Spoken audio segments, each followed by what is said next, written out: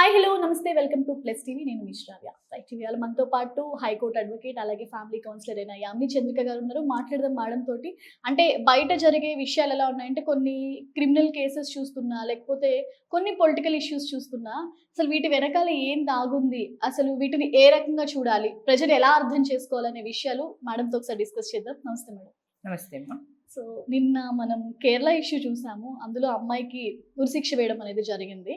So ఇలాంటివి కొన్ని చోట్ల ఇంతకు ముందు ఒక డాక్టర్ కేసులో కూడా జరిగినప్పుడు అక్కడ ఉరిశిక్ష వేయాల, కేవలం యావజ్జీవ కారాగార శిక్ష మాత్రమే వేయడం జరిగింది. కానీ ఏదైనా అలాంటి సిచ్యువేషన్స్ వచ్చినప్పుడు ఒకటే రకమైన కేసెస్ అయినప్పుడు ఎందుకు ఇలాంటి డిఫరెంట్ జడ్జిమెంట్స్ వస్తున్నాయి?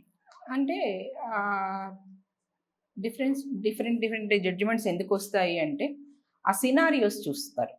ఓకే, ఇప్పుడు కొంతమంది దొంగతనం చేస్తారు, ఆకలేసి దొంగతనం చేయటం వేరు, కడుపు నిండిపోయినాక స్కాములు చేయటం వేరు. ఆకలేసి దొంగతనం చేసిన వాడికి ఒకటే పనిష్మెంట్, స్కాములు చేసిన వాడికి ఒకటే పనిష్మెంట్ అంటే అవుతుందా? అవ్వదు. అలాగే సెల్ఫ్ ప్రొటెక్షన్, నిన్ను నువ్వు రక్షించుకోవటానికి నువ్వు అటాక్ చేయొచ్చు. అవతల వాడు చనిపోయినా అది కేసు కిందకి రాదు, ఎందుకంటే నిన్ను నువ్వు రక్షించుకోవటానికి చేస్తున్నావు. అలా కాక నీకు కోపం వచ్చి పొడిస్తే రెండు సందర్భాల్లో ఆ మనిషి చనిపోతున్నాడు, కానీ అక్కడ డిఫరెంట్ ఆస్పెక్ట్స్ ఉన్నాయి. ఒకటేంటి నిన్ను నువ్వు ప్రొటెక్ట్ చేసుకోవటానికి, ఇంకొకటి ఏంటి నీకు కోపం వచ్చో లేకపోతే నీకు పగ ఉండి చంపటానికి. ఆ డిఫరెన్సెస్ అనేది మనం తెలుసుకోలేకపోయినా కోర్టు ఖచ్చితంగా తెలుసుకుంటుంది. లాలో కూడా దానికి ఖచ్చితమైన సెక్షన్స్ కొన్ని ఉంటాయి, దేనికి ఏది అనేది. ప్రాణహాని ఉన్నప్పుడు ఎలా మనం రెస్పాండ్ అయితే దానివల్ల జరిగే నష్టానికి ఏ సెక్షన్ ఉంటుంది. అలా కాక మనం కోపంతోనో కక్షతోనో అవతల మనిషిని చంపినప్పుడు దానికి రిలేటెడ్గా ఎలాంటి సెక్షన్స్ ఉంటాయి అనేది మనకు లాలో క్లియర్గా ఉంటుంది. కాబట్టి అది కోర్టు అబ్జర్వ్ చేసి దాని మీద బేస్ చేసుకొని జడ్జిమెంట్స్ అనేది ఇస్తుంది. కాబట్టి ఒక జడ్జిమెంట్కి ఎప్పుడు పోలిక అనేది మనం ఉండద్దు. కానీ కొన్ని సార్లు ఏంటంటే కోర్ట్ చేస్తాము మేము ఏదన్నా కేసు వాదించేటప్పుడు, ఇలాంటి similar case so and so high court, so and so లేదా సుప్రీంకోర్టులో ఇలా జరిగినప్పుడు ఇలా గైడ్ లైన్స్ వచ్చింది, ఇలా జడ్జిమెంట్ వచ్చింది, కాబట్టి ఈ జడ్జిమెంట్ని బేస్ చేసుకొని మనము మీరు తీర్పు ఇవ్వండి అని చెప్పి మనము మన యొక్క క్లయింట్ని రక్షించుకునే విషయంలో మనం ఆ కోర్టు ఇచ్చే తీర్పుల్ని మాత్రం ఉదాహరించవచ్చు. కానీ అలాంటి తీర్పు ఇక్కడ వస్తుంది అని ఎక్స్పెక్టేషన్స్ అయితే పెట్టుకోకూడదు. సో కానీ ప్రజలు ఎలా అనుకుంటారంటే వాళ్ళకి అంటే బాధ మాత్రమే అర్థమవుతుంది. యాజ్ ఏ మీకు ఒక అడ్వకేట్గా మీరు అన్ని రకాలుగా చూస్తారు, కానీ ప్రజలకి ఏంటంటే ఎక్కడైనా బాధ కనిపిస్తుంది కాబట్టి సో దీన్ని డిఫరెంట్గా చూస్తారు. అక్కడ అలా జరిగింది, ఇక్కడ ఎలా జరిగింది అని చెప్పేసి ఈజీగా మాట్లాడడం అనేది జరుగుతుంది. సో ప్రజల్లో మార్పు అంటే దీన్ని ఎలా వాళ్ళు ఎలా అండర్స్టాండ్ చేసుకోవాలి, ఫస్ట్ అర్థం చేసుకోవడానికి వాళ్ళకి ఎలాంటి ఇది ఇవ్వాలి మనం? ఒకటమ్మా, నా పిల్లలు నా గొప్ప, నా పిల్లోడు ఎంత క్రిమినల్ అయినా నా దృష్టిలో నాకు అమాయకుడే. ప్రతి తల్లి అలాగే ఆలోచిస్తుంది. కానీ అడ్వకేట్ కానీ లేదా కోర్టులు కానీ జడ్జెస్ కానీ వాళ్ళు అలా ఆలోచించరు. ఎవరైనా సరే క్రిమినలే, క్రైమ్ చేశాడు అంతవరకే చూస్తారు. కానీ అక్కడ ఈ రిలేషన్స్, ఎఫెక్షన్స్ వర్కౌట్ అవ్వవు. అక్కడ ఇన్ జనరల్ గా అయితే ఇవన్నీ వర్కౌట్ అవుతాయి. మనకేమనిపిస్తుంది, మన పిల్లలు తప్పు చేస్తేనేమో తప్పులాగా కనిపించదు, ఎదుటి వాళ్ళ పిల్లలు తప్పు చేస్తే తప్పులాగా కనిపిస్తుంది. అది హ్యూమన్ సైకాలజీ. అది ఉండటం వల్లనే ఇదంతా అట్లా డిఫరెంట్గా అనుకుంటారు. కానీ కోర్టుకి వాటికి ఇలాంటివి ఏవి ఉండవమ్మా. తప్పు చేశారా, ఏ సర్కమ్స్టాన్సెస్లో, ఏ పరిస్థితుల్లో వీళ్ళు తప్పులు చేశారు, ఏ పరిస్థితిలో ఈ క్రైమ్ చేయాల్సి వచ్చింది వీళ్ళకి, ఇవన్నీ పరిగణలోకి తీసుకునే జడ్జిమెంట్ ఇస్తుంది. కాబట్టి మనం కోర్టులను తప్పు పట్టే అంత లేదమ్మా. రైట్. సో జనరల్ గా మనం అంటే ఉరి శిక్ష దేనికి పడుతుంది, లేదంటే యావజ్జీవ కారాగార శిక్ష దేనికి పడుతుంది, ఇది తెలుసుకోవడం కూడా చాలా ఇంపార్టెంట్ మేడం. ఎందుకంటే కేసెస్ చూస్తున్నప్పుడు చాలా డిఫరెంట్ గా ఉంటాయి. సో దీనికి ఇది పడింది, అరే దీనికి కూడా పడాలి కదా అని ప్రజలు అనుకోవచ్చు. సో దేనికి ఉరి శిక్ష పడుతుంది, దేనికి? అది కూడా నేను ఇందాక ఫస్ట్ లోనే చెప్పాను నీకు. డిఫరెంట్ సినారియోస్ ఉంటాయి. ఒక క్రైమ్ జరిగినప్పుడు ఇది ఎందుకు జరిగింది, దీనికి వెనక ఉన్న కారణాలు ఏంటి అనేది ఆలోచించడం వల్ల మనకు ఒకసారి కొన్ని చోట్ల, ఇప్పుడు ఎగ్జాంపుల్ మనము కలకత్తా కేసు చూసుకుంటే అక్కడ ఏమైంది, ఆ డాక్టర్ గారిని చంపిన వాళ్ళ ఆల్మోస్ట్ అందరికీ ఎవరైతే మెయిన్ ఉన్నారో సంజయ్ రాయ్ని, అతనికి అసలు ఉరిశిక్ష పడుతుంది అనుకున్నాం అందరూ, దేశ ప్రజలందరం ఎదురు చూసాము. కానీ ఏం చేశారు, అతనికి ఇదే ఇచ్చారు, యావజ్జీవ రేరెస్ట్ రేర్ కేసెస్ కిందకి యావజ్జీవ ఇచ్చారు. మరి ఎందుకు ఇవ్వలేదు అంటే ఆ జడ్జికి అది అనిపించింది, రేరెస్ట్ రేర్ అని అనిపించి ఆయన అలా ఇచ్చారు, యావజ్జీవ కారాశిక్ష ఇచ్చారు. దీనిలో వచ్చేటప్పటికి ఈ అమ్మాయికి 24 years, ఈ కేరళ అమ్మాయికి 24 years, ఈ అమ్మాయికి ఏదో లైఫ్ పడుతుందనో లేదా ఇంకా ఏదో పడుతుంది అని అనుకున్నారు. కానీ ఆ అమ్మాయికి ఎందుకు ఇచ్చారు అంటే ఆ అమ్మాయి చేసిన ఏవైతే ఆ పనులు ఉన్నాయో అతన్ని మోసం చేసే విధానం ఏదైతే ఉందో అది బలంగా నమ్మారు జడ్జి. ట్రస్ట్ని ఇంత క్రూయల్గా ఎలా నువ్వు బ్రీచ్ చేసావమ్మా, బ్రీచ్ ఆఫ్ ట్రస్ట్ అది ఎలా చేయగలిగావని కూడా అడిగారంటే ఆయన. ఇంత బ్రెయిన్లో జస్ట్ లైక్ ఆయన ఎలా అడిగారంటే డెవిల్ బ్రెయిన్ ఎలా ఉందమ్మా నీది అని అన్నట్టు మాట్లాడారంట. అంటే ఆయనకి ఆవిడ బ్రెయిన్ అంత డెవిల్ వర్క్ చేస్తాంది అన్నట్లు కనపడింది, అందువల్ల ఆ విధంగా మాట్లాడగలిగారు. అది కూడా ఏంటి ఆ విషయం అయితే చెప్పాలి అంటే ఆ అమ్మాయి ఆ అబ్బాయి వాళ్ళిద్దరూ 2 స్టేట్స్లోనే ఉన్నారు. ఆ అబ్బాయి కేరళ, ఆ అమ్మాయి ఏమో తమిళనాడు అనుకుంటాను, ఆ అమ్మాయి రామేశ్వరం, అతనేమో తిరువనంతపురం అనుకుంటా. జస్ట్ ఒక 20 కిలోమీటర్ల డిస్టెన్స్లోనే 2 ఉన్నాయి. ఫ్రీక్వెంట్గానే కలుస్తూనే ఉన్నారు. కాలేజ్ డేస్ నుంచి లవ్ ఉంది, అంతా బాగానే జరుగుతోంది, అంతా బాగుంది. మంచిగా ఫొటోస్ వీడియోస్ ఇప్పుడు ఇది అలవాటు అయిపోయింది కదా జనరేషన్కి, అదంతా దిగారు. కాలేజ్ అయిపోయిన తర్వాత ఆ అమ్మాయికి ఏదో మిలిటరీ సంబంధం, ఒక మంచి ఆఫీసర్ సంబంధం వచ్చింది, అది చేసుకోవాలి అనిపించింది. కంపేర్ చేసుకుంది లైఫ్లో ఏది బాగుంటుంది అని, చాయిస్ అటే ఉన్నది. అది ఇతనికి చెప్పాలని చూసింది. అంటే అటు ఓకే చెప్పినా ఇతన్ని కలుస్తూనే ఉంది, ఇతనికి చెప్పాలని ట్రై చేస్తోంది, ఇతను ఏమి అవ్వట్లేదు, చెప్పలేకపోతుంది, టార్చర్ పడుతోంది మెంటల్గా. అంటే అటు ఎస్ చెప్పేసింది వెడ్డింగ్కి, ఇక్కడ ఇతనికేమో నో చెప్పి వదిలించుకోలేకపోతుంది, వదిలించుకోవాలంటే భయం. ఫొటోస్ ఉన్నాయి, ఏవో ఉంటున్నాయి కదా, ఉన్నాయి, ఇవన్నీ ఉన్నాయి, వదిలించుకోవటం కష్టం నాకు అని అనుకుని ఏం చేసింది, ఈ వీటన్నిటికంటే అతను చంపేయటం బెటర్ అని అనుకుంది. ఎందుకంటే అతను అంత గుడ్డిగా నమ్మేశాడు ఆ అమ్మాయిని. లాస్ట్కి అతను హాస్పిటల్లో ఇంకా చనిపోతాడు అన్నప్పుడు జడ్జికి ఇచ్చే మరణ వాంగ్మూలంలో కూడా ఆ అమ్మాయి విషయంలో ఏం అతను సస్పెక్ట్ చేయలా.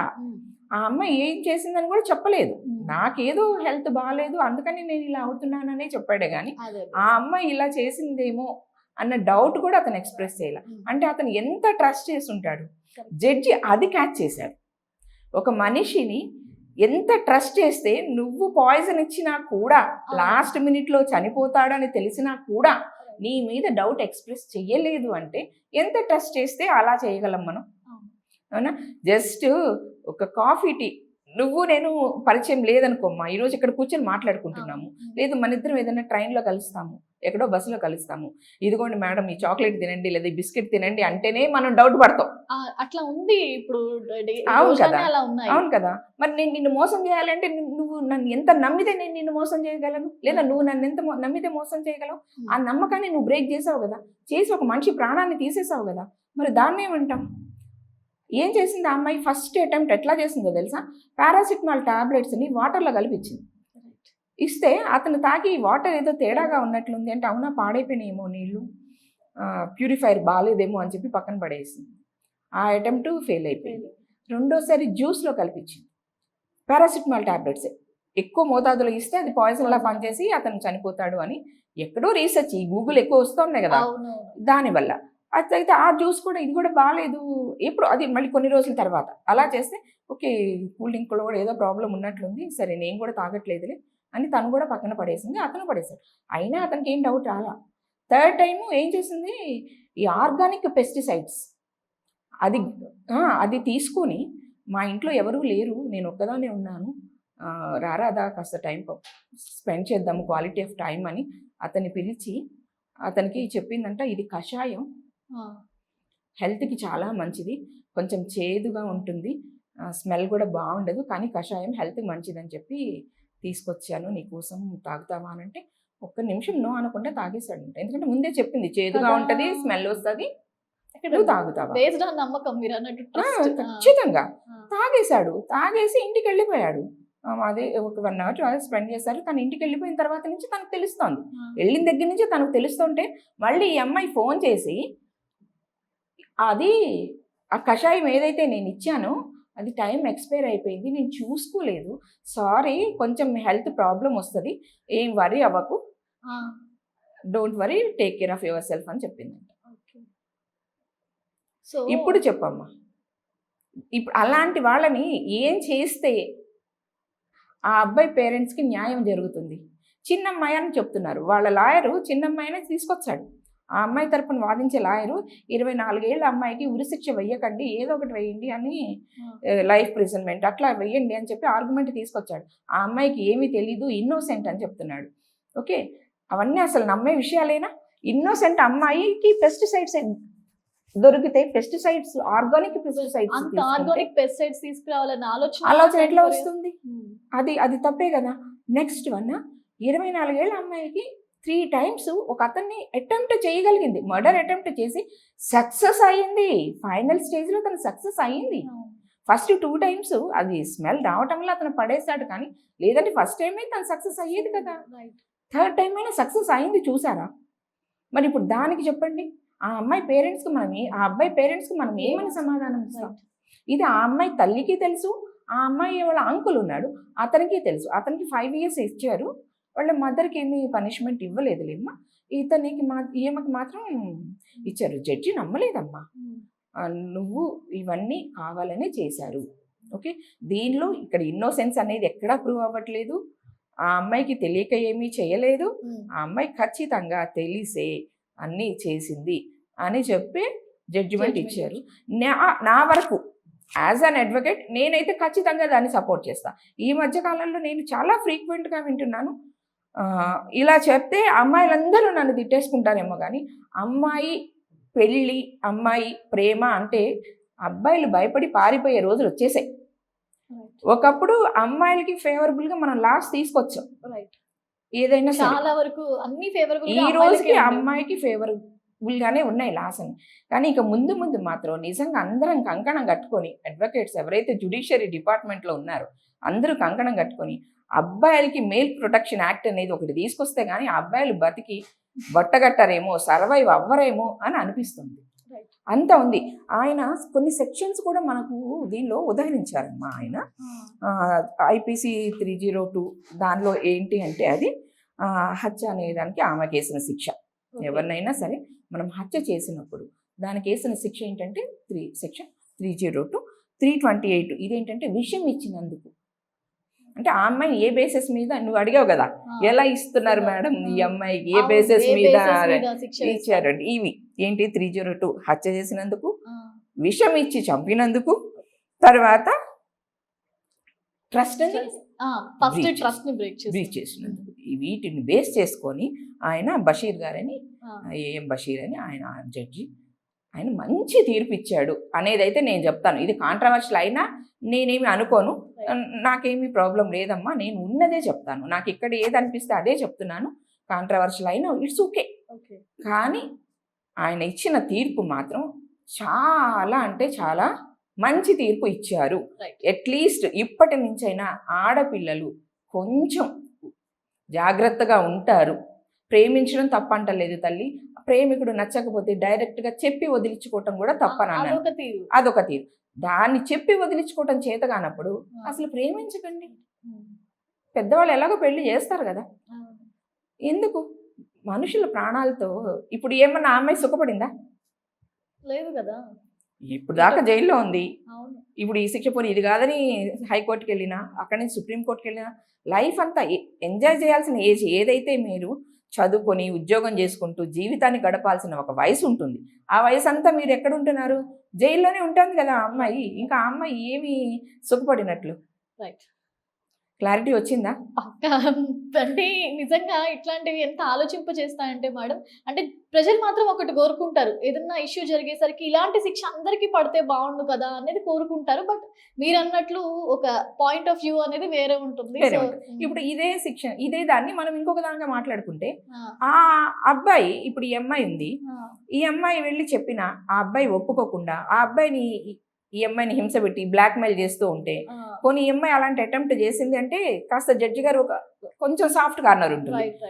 ఈ అమ్మాయి ఏదో చెప్పడానికి ట్రై చేసింది, ఆ అబ్బాయి ఒప్పుకోలేదు, హింస పెడుతున్నాడు, బ్లాక్మెయిల్ చేశాడు కాబట్టి ఏదో చేసిందిలే అని ఒక సాఫ్ట్ కార్నర్ ఉంటుంది. ఆ శిక్ష వేరే విధంగా ఉంటుంది. ఇక్కడ సాఫ్ట్ కార్నర్ అనేది ఎక్కడుంది? అసలు ఆలోచించే విధానం కూడా లేదు కదా. అది సో చాలా కీ పాయింట్స్ అంటే నిజంగా అడ్వకేట్స్ నుంచి తెలుసుకోవాల్సింది ఏంటంటే మేము ఒక శిక్షే కదా అందరికి ఒకలాగే పడుతుంది కదా అనేది జనరల్ పీపుల్ కి అనిపిస్తూ ఉంటుంది. సో మీలాంటి వాళ్ళు చెప్పడం వల్ల ఏంటంటే ఏ శిక్ష దేనికి పడుతుంది, సో దేనికి ఎలాంటి శిక్ష, అది భయం కూడా స్టార్ట్ అవుతుంది. ఫస్ట్ భయం కూడా ఇంపార్టెంట్. సో భయం కూడా స్టార్ట్ అవుతుంది.